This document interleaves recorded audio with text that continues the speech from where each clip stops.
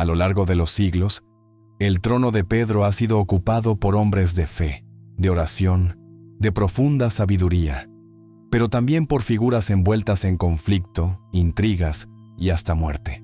En tiempos donde el papado no solo representaba autoridad espiritual, sino también un poder político real. Ser papa podía ser tan peligroso como gobernar cualquier reino de Europa.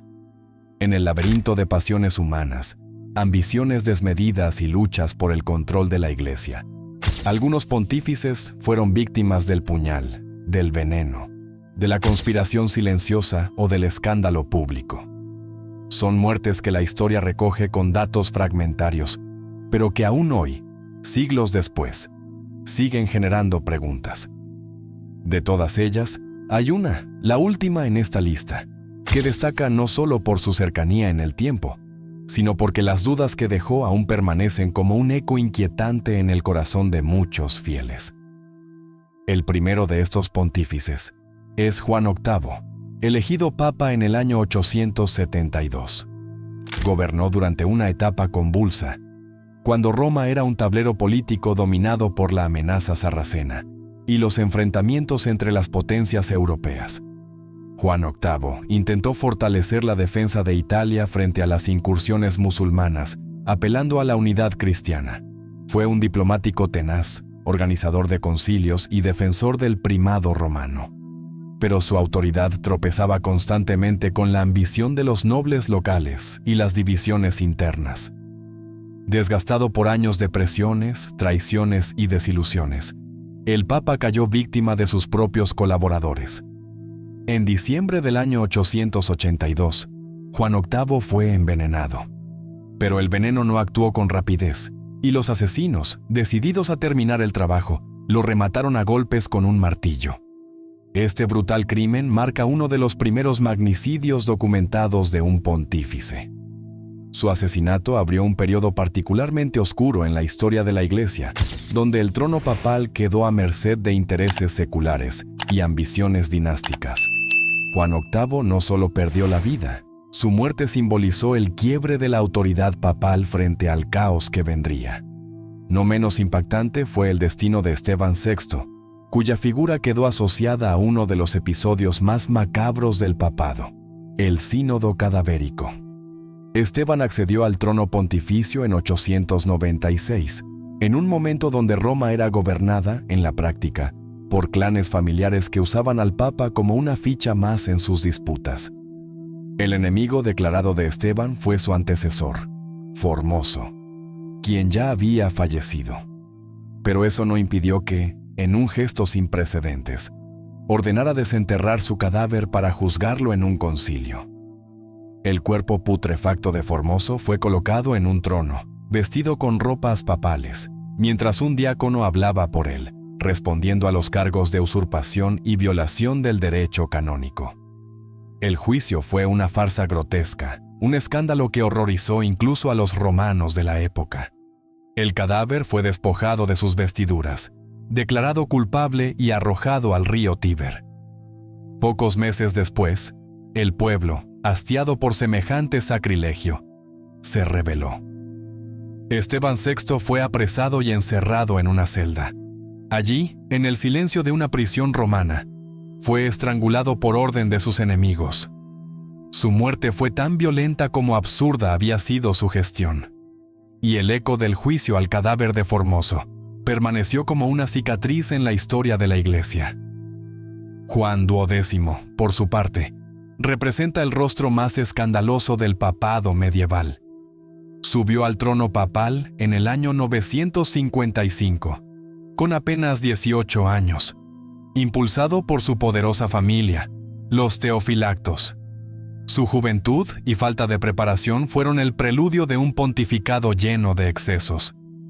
Crónicas de la época describen al Letrán, sede papal, como un palacio más cercano a un burdel que a un centro de espiritualidad. Juan XII fue acusado de simonía, de utilizar el papado como plataforma de placeres personales y de comportamientos impropios de su cargo. Su final fue tan llamativo como su vida. Murió en 964, en circunstancias que aún hoy alimentan el debate entre historiadores. Algunos afirman que fue asesinado por el esposo de una amante al descubrirlos juntos. Otros dicen que fue golpeado salvajemente por enemigos políticos. Otra versión habla de una apoplejía súbita. Sea como sea, su muerte fue escandalosa, y muchos la interpretaron como un castigo divino. Su pontificado marcó uno de los puntos más bajos en la historia del papado, y su final trágico quedó como advertencia de lo que ocurre cuando el poder espiritual se confunde con el desenfreno personal. Otro caso sombrío es el de Benedicto VI. Su elección como papa en el año 973 ocurrió bajo la protección del emperador Otón I del Sacro Imperio.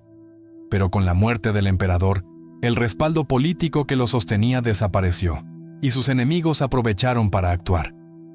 Roma era un hervidero de ambiciones. Un noble llamado Crescencio lideró una revuelta contra la autoridad imperial, tomó el control de la ciudad y apresó al papa. Benedicto VI fue encerrado en el Castel Sant'Angelo, convertido en prisión para los pontífices que caían en desgracia.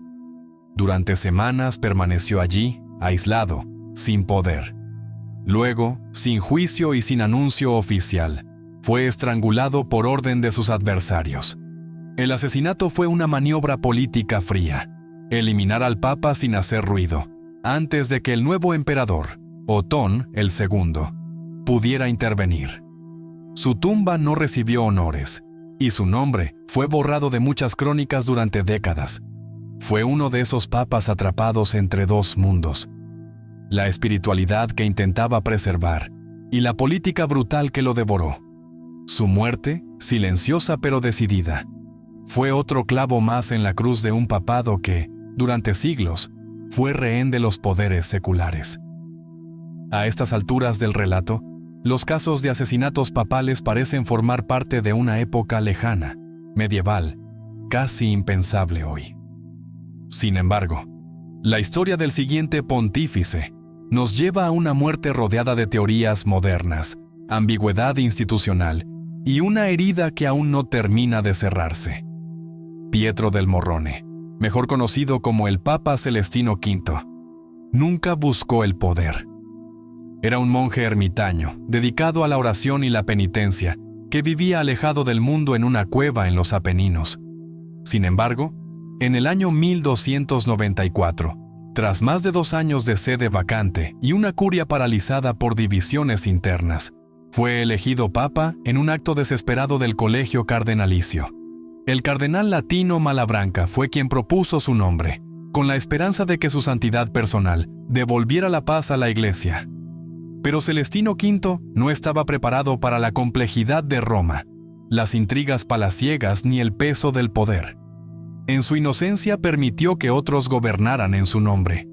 Al poco tiempo, se dio cuenta de que no podía continuar.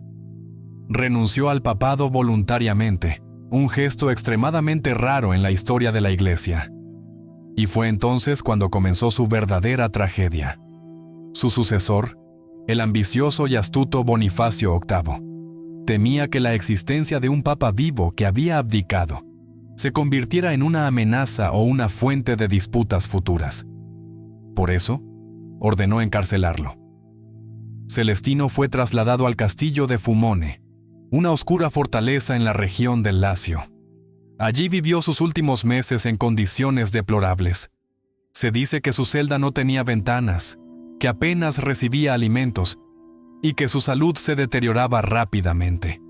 Finalmente, en mayo de 1296, murió. La versión oficial habló de causas naturales. Sin embargo, cuando sus restos fueron exhumados siglos después, se descubrió un pequeño agujero en su cráneo. Algunos interpretaron esto como señal de que había sido asesinado, quizás de un golpe o con una estaca de hierro. Otros lo niegan, señalando que no hay pruebas concluyentes. Pero la duda quedó. Celestino V, el hombre que solo quería rezar y servir a Dios en silencio, murió encarcelado por la institución que lo había elevado al trono de Pedro. Y su nombre quedó vinculado para siempre a la tragedia de la santidad incomprendida. Paradójicamente, el mismo papa que ordenó su reclusión, también terminó su vida de forma violenta. Bonifacio VIII fue un pontífice imponente, defensor absoluto del poder papal. Promulgó la bula Unam Sanctam, en la que afirmaba que toda autoridad espiritual y temporal estaba sujeta al papa.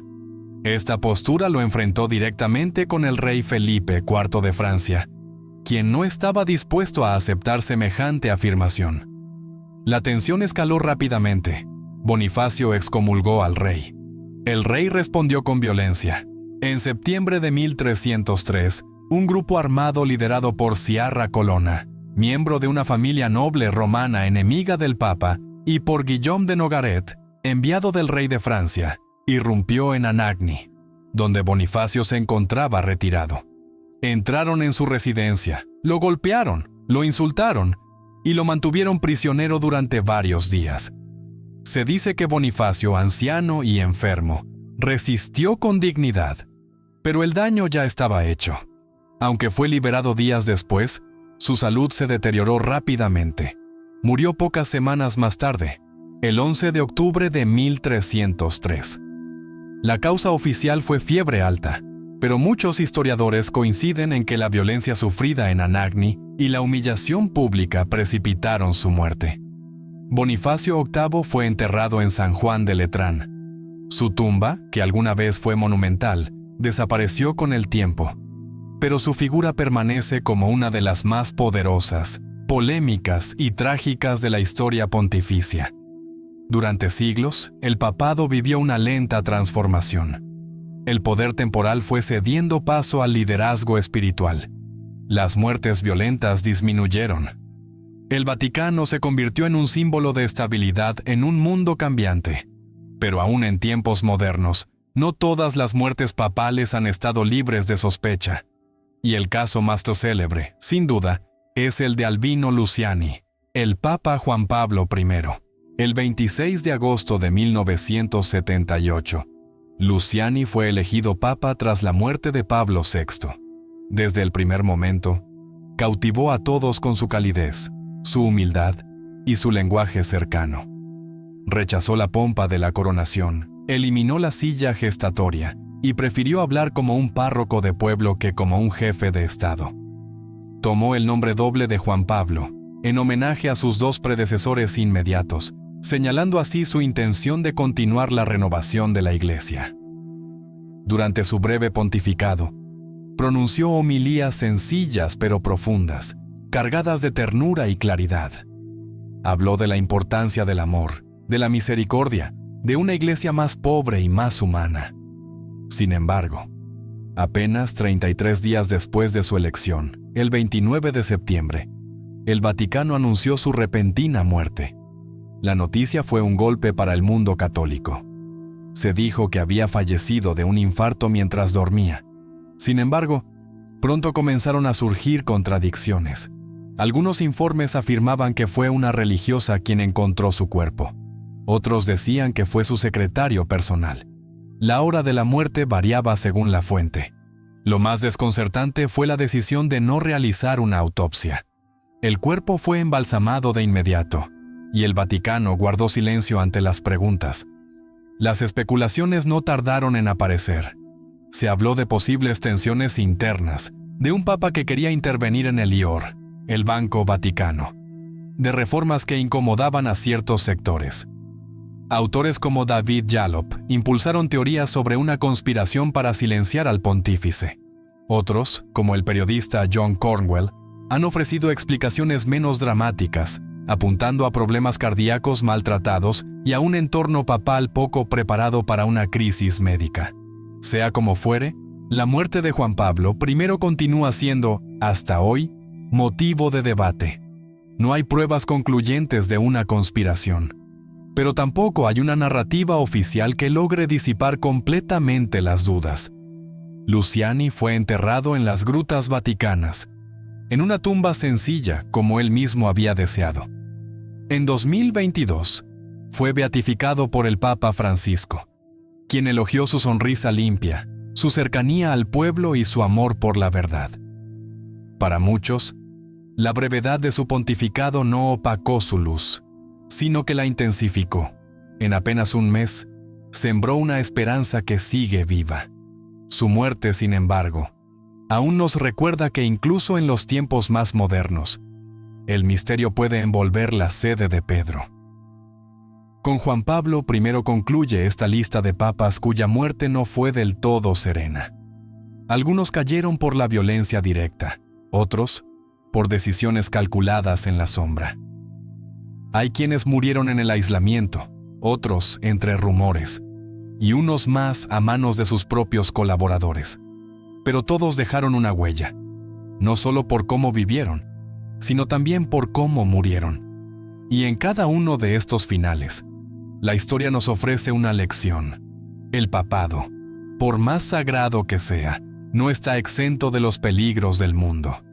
Las muertes extrañas de estos pontífices no solo han dejado interrogantes abiertas en el plano histórico, sino también profundas reflexiones sobre el poder, la fragilidad humana y la tensión entre lo espiritual y lo institucional. El papado, aunque se asocia a una figura santa, no ha estado exento de las heridas del mundo. La sangre derramada, los silencios cómplices o los cuerpos enterrados con prisa nos recuerdan que, detrás de cada tiara, también hay un ser humano, vulnerable a las pasiones, a los odios y a las estructuras de poder que, a veces, no perdonan. El caso de Juan Pablo I es especialmente significativo porque ocurre en la era moderna, cuando los medios de comunicación ya estaban presentes, cuando el Vaticano comenzaba a abrirse al escrutinio público y cuando la figura del Papa se había convertido en una presencia casi diaria en la vida de los fieles. Que alguien tan visible y tan amado muriera de manera repentina, sin explicaciones convincentes, fue un golpe para la confianza en las instituciones. No se trataba solo de la muerte de un papa, sino del repentino silencio de una voz que apenas había comenzado a hablar. Su sonrisa, su humildad, su estilo llano, todo desapareció en una noche, dejando atrás preguntas que aún hoy siguen resonando. Fue tal el desconcierto que, durante los días posteriores, muchas personas, creyentes o no, se sintieron personalmente afectadas, como si hubieran perdido no a un pontífice, sino a un amigo cercano. Y sin embargo, la historia no se detiene. El papado continuó. Juan Pablo II fue elegido poco después, y con él comenzó uno de los pontificados más largos y decisivos del siglo XX. Pero la sombra de su predecesor siempre estuvo presente.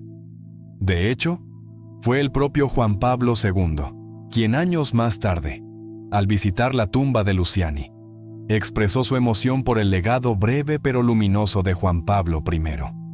La Iglesia, aunque no lo proclamó mártir, sí lo elevó a los altares. Su beatificación fue una forma silenciosa de reconocer la fuerza de su ejemplo, más allá de la polémica que rodeó su muerte.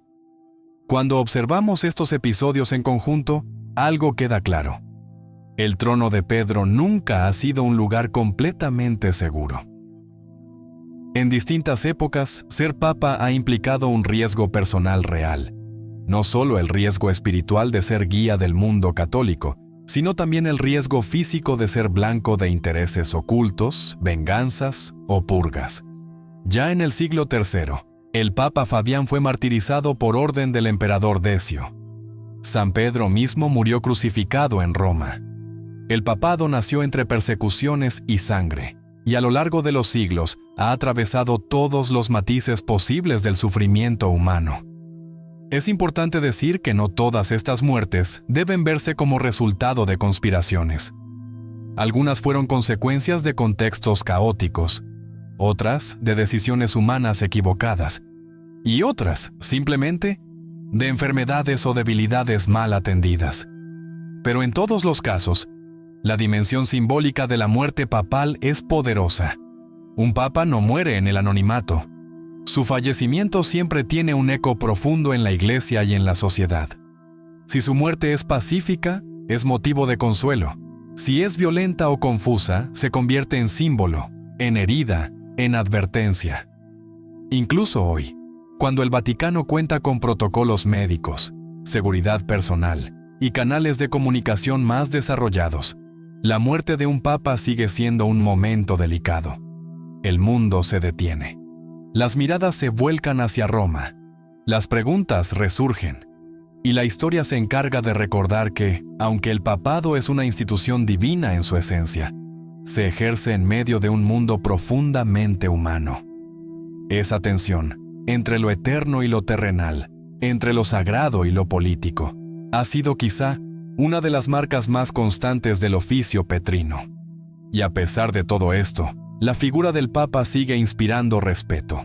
Las muertes violentas no han disminuido la fe del pueblo. Al contrario, en muchos casos la han potenciado. La sangre derramada, el sufrimiento silencioso, el martirio oculto o el misterio sin resolver han sido también caminos de conversión para millones. Porque el drama de estos pontífices no está solo en su final, sino también en su intento, a pesar de todo, de cumplir con una misión más grande que ellos mismos. En la historia de la Iglesia, las muertes de estos 7 papas nos confrontan con una realidad incómoda, pero profundamente humana, que incluso los portadores de una misión espiritual pueden verse envueltos en tragedias que trascienden la lógica del Evangelio. Y sin embargo, sus historias no son motivo para perder la fe, sino para entenderla más profundamente. Cada uno de estos hombres, desde Juan VIII hasta Juan Pablo I, encarna una época distinta, con desafíos propios, con contextos marcados por el miedo, la traición, el poder o el silencio. Y todos, de algún modo, murieron dejando tras de sí más preguntas que respuestas. ¿Qué nos dicen hoy estas muertes? Tal vez que la Iglesia, como cuerpo humano y divino a la vez, está siempre en lucha entre su vocación sagrada y las fuerzas que la rodean. Que el poder, incluso cuando se pretende ejercer en nombre de Dios, puede corromper, dividir o destruir. Pero también que el sufrimiento no es ajeno al papado y que los pontífices, como cualquier otro cristiano, han tenido que cargar sus propias cruces, a veces en lo oculto, a veces con el peso de toda la historia sobre sus espaldas. El caso de Juan Pablo I, en particular, ha dejado una huella imborrable, no solo porque ocurrió en tiempos modernos, sino porque su figura representa una esperanza que apenas tuvo tiempo de brotar. Su muerte abrupta fue como el cierre de un capítulo que nunca se escribió. El desconcierto que causó y la falta de explicaciones claras marcaron a una generación de católicos que lo había acogido con entusiasmo. Muchos se preguntaron, y aún lo hacen, ¿qué habría cambiado en la Iglesia si Luciani hubiera vivido más tiempo? ¿Habría suavizado los rostros duros de la curia? ¿Habría transparentado las finanzas vaticanas? ¿Habría acercado más el papado a la gente común? Quizá nunca lo sabremos. Pero su figura, como la de Celestino V siglos antes, nos recuerda que la santidad no siempre necesita largos pontificados ni grandes obras. A veces, basta con una actitud, con un gesto, con una sonrisa honesta para tocar el corazón de los fieles. Y cuando esas figuras desaparecen de forma inesperada, el dolor que dejan no se mide en estadísticas, sino en silencio y oración. Hoy, el Vaticano es un lugar más seguro que en los siglos oscuros. Pero la sombra de las muertes papales aún vive en la memoria de quienes estudian su historia con atención. Las criptas bajo la Basílica de San Pedro conservan los restos de muchos de estos pontífices.